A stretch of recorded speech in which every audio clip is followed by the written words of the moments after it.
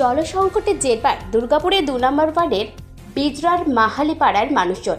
বেশ কয়েকশো মানুষ এই অঞ্চলে বসবাস করেন, কিন্তু জল মেলে না অভিযোগ বাসিন্দাদের। আমাদের জলের খুবই কষ্ট, আমরা জলের জন্য ছোটাছুটি করি, তারপরে তোমার ট্যাঙ্কিতে আসে, কোনোদিন পায় না, কোনো ঠিক নাই, পুকুরে জল নাই, আমাদের জলের খুবই কষ্ট। ডিএমসি কে জানিয়েছেন? ডিএমসিতে জানিয়েছি বলে জল ট্যাঙ্কি জল আছে, কিন্তু আজকে এসছে জল? আজকে আসে না, ট্যাঙ্কি নিয়ে যাবে, কখন আসবে কোনো ঠিক নাই। তাহলে কি করে জল পাবেন আজকে? যদি আসে তো পায়, না হলে পাইব না।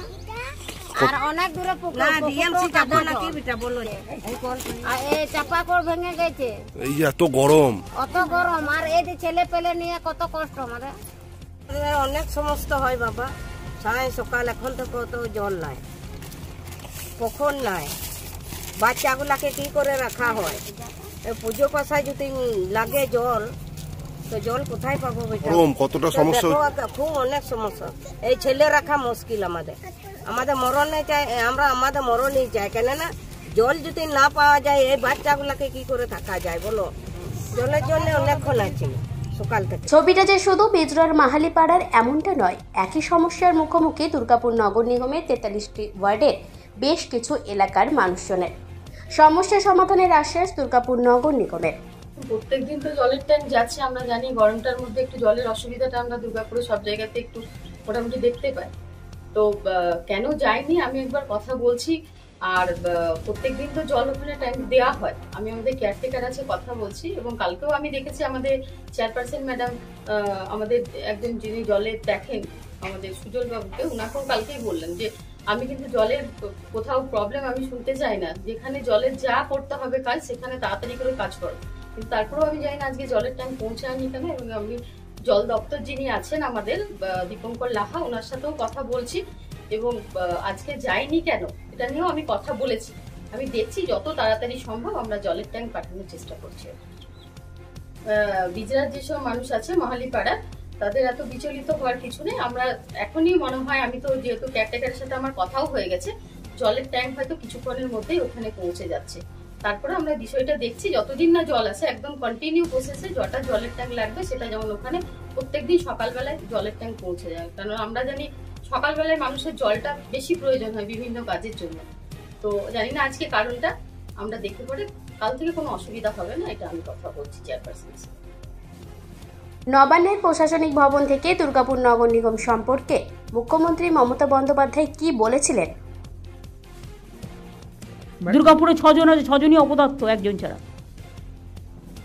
আর যে যে জায়গায় কাউন্সিলর নেই, কিছু একটা বন্দোবস্ত করতে হবে। ইন্টার্নশিপ দিয়ে দাও, ওটা তো কলকাতা, ওটা তো হাওড়ার জন্য বলা হয়েছে, কিন্তু অন্যান্য জেলাও তো আছে।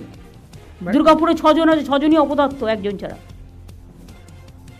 নতুন করে চেঞ্জ করতে হবে, ভালো লোক খোঁজো, পুলিশকেও বলো ক্রস চেক করে দিতে, কিন্তু পুলিশও অনেক সময় উল্টোপাল্টা ক্রস চেক করে দেয় নেতাদের কথায়। নেতাদের কথায় ক্রস চেক হবে না, কারেক্ট ইনফরমেশনটা দিতে হবে, ঠিক আছে? আমি সিএসকে বলবো মিটিংটা শেষ করার জন্য। আর বিরোধীরা মুখ্যমন্ত্রীর এই কড়া বার্তাকে সামনে রেখে সমালোচনার ঝড় তুলেছে। ক্রমাগত আমরা ভারতীয় জনতা পার্টি এটা বলে এসেছি, দুর্গাপুরের বহু এলাকা জলের কষ্টতে ভুগছে, এবং তারই ব্যতিক্রম হয়নি দুর্গাপুরের 2 নম্বর ওয়ার্ড। এবং সেখানে সাধারণ মানুষকে একটি জলের ট্যাঙ্কারের ওপর নির্ভরশীল থাকতে হচ্ছে, সেই জলের ট্যাঙ্কারেও জল নেই। তাহলে কি আমরা এটা ভেবে নেব যে দুর্গাপুর মিউনিসিপ্যাল কর্পোরেশন সম্পূর্ণভাবে ফেলিয়ার হয়ে গেছে, ব্যর্থ হয়ে গেছে, এবং সাধারণ মানুষকে বর্তমানে নিজেদের জলের ব্যবস্থা নিজেদেরকেই করতে হবে? ভারতীয় জনতা পার্টি কিন্তু বলে রাখছে, যদি আগামী দিনে এই জলের ব্যবস্থা যদি সঠিক না করা হয়, তাহলে সেই সমস্ত মানুষকে নিয়ে হাঁড়ি কলসি নিয়ে আপনাদের ডিএমসির বাইরে বসে জলের জন্য আন্দোলন করতে আমাদেরকে বাধ্য হতে হবে। দুর্গাপুর নগর নিগমের নির্বাচন হয়নি 2017 সালের পর থেকে। 5 জনের প্রশাসক মণ্ডলী তৈরি করে দুর্গাপুর নগর নিগম পুরো পরিষেবা দিচ্ছে। দুর্গাপুর নগর নিগমে আজও কেন ভোট হলো না, কি কারণে হলো না, তার উত্তর দুর্গাপুরবাসীর জানা নেই। কিন্তু এই নির্বাচন না হওয়ায় দুর্গাপুরে 43টি ওয়ার্ডের নাগরিক পরিষেবা মুখ থুবড়ে পড়ছে বলে অভিযোগ বিরোধীদের। দুর্গাপুর থেকে অনুরাধা সেনগুপ্তের রিপোর্ট, খাঁটি খবর।